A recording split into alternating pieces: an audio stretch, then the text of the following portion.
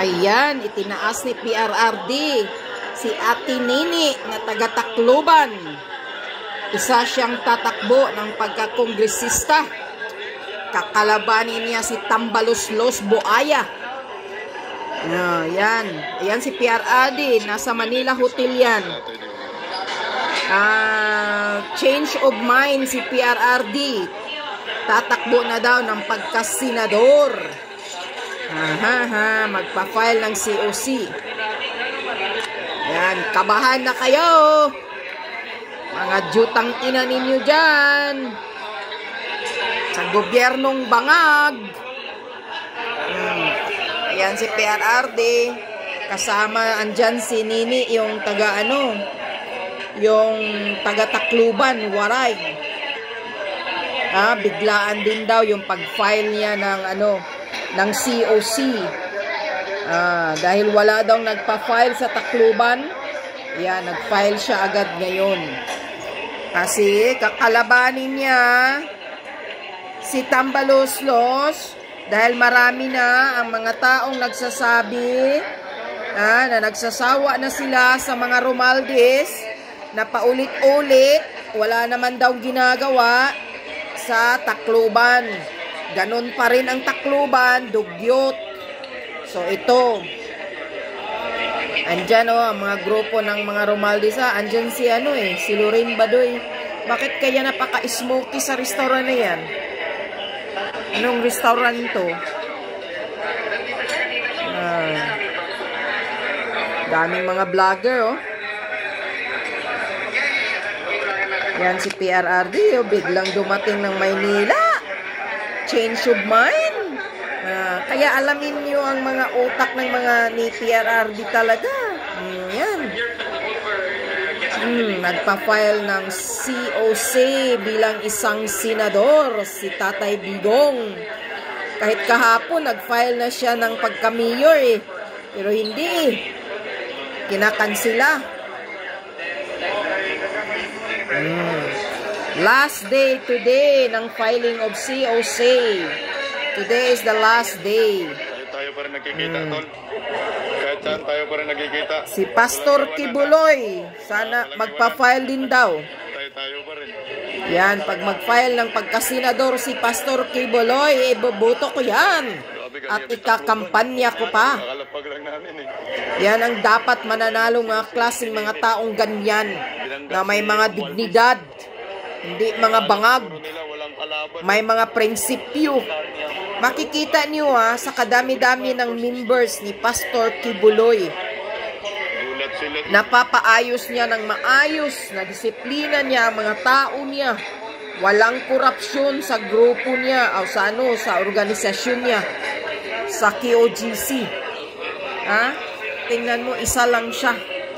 Pero nagawa niya ng mabuti, na disiplina niya ng mabuti ang mga members. Maayos ang, tingnan mo, parang ala palasyo ang KOGC. Siguro nakikita niyo na. Kasi ang daming video ng KOGC noong ginigipit, hinaharas ng mga kapulisan. So ngayon, tatakbo daw ng pagkasenador si Pastor Kibuloy. Yan. Tapos ayan si PRRD. Dagdag pwersa, INC Marcolita. Si Congressman Marcolita nagpa-file na rin ngayon pagkasenador. Mga taong bayan, straight po tayo sa mga Duterte po tayo Huwag po kayong magpapabudol ulit sa mga paulit-ulit, sa mga recycle na mga kandidato na wala namang nagawa, laging ganun, paulit-ulit. Ayan, sinang Ate Nini, ayan, siya ang kakalaban kay Romualdez sa Tacloban. Iboto niyo po siya bilang isang kongresista sa Tacloban. Para naman maayos yung Tacloban ninyo. Okay, mga kabista, kakarating lang namin, pinadaan kami kay Tatay Digong. Yan. Si Ma'am Nini, itinaas na po ang kanyang si Bistak ang kasama ni Nini. Diretso na po kami sa Manila Hotel, magpa-file ng COC. Grabe Nagulat si kayo no, Bisdak. nandito na ako sa Maynila, no? Magandang laban ngayon at didiretso na po kami sa Manila Hotel kung saan doon po magkaroon ng utiking para sa mga official candidate po ng Team Duterte.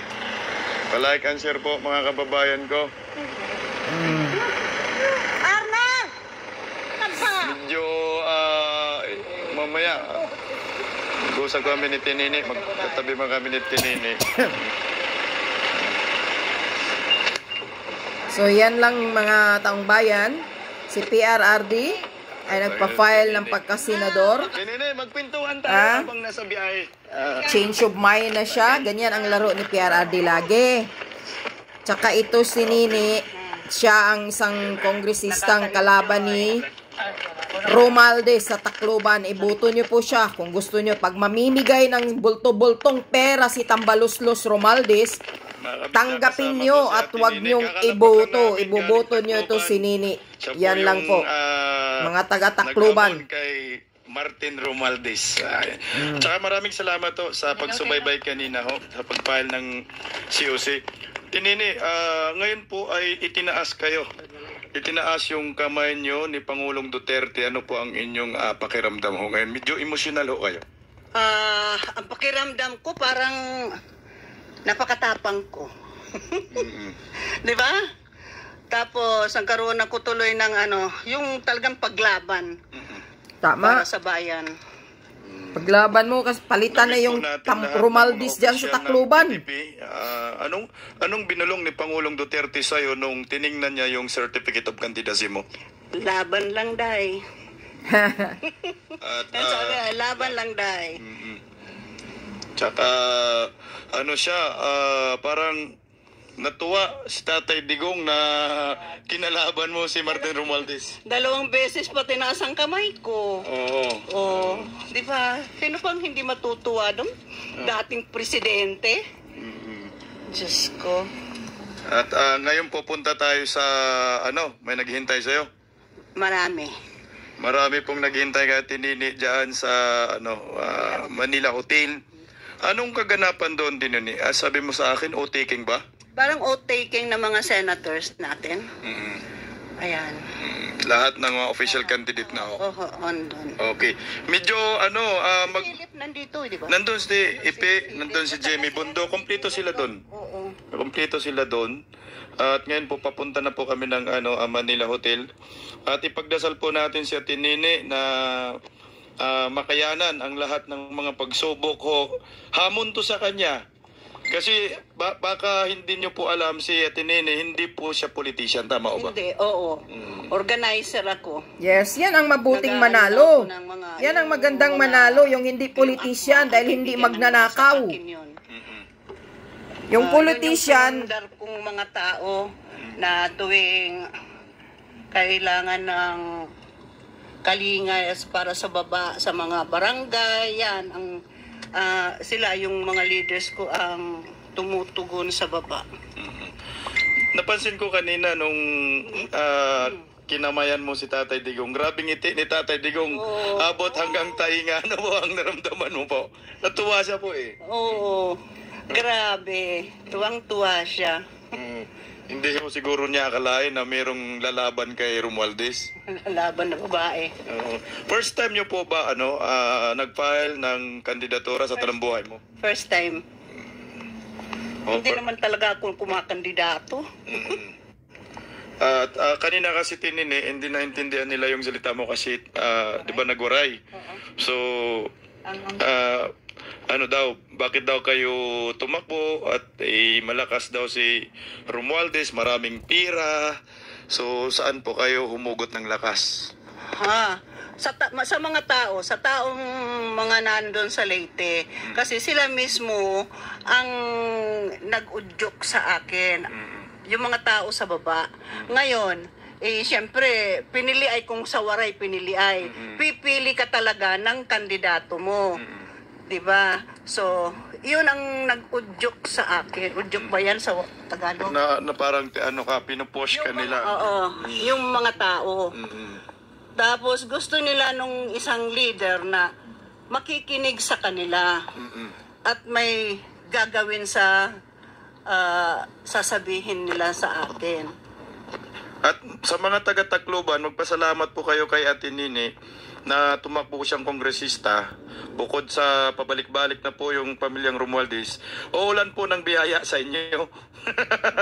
Paniguradong yan, magpaulan ng malaking pundo si Romualdez.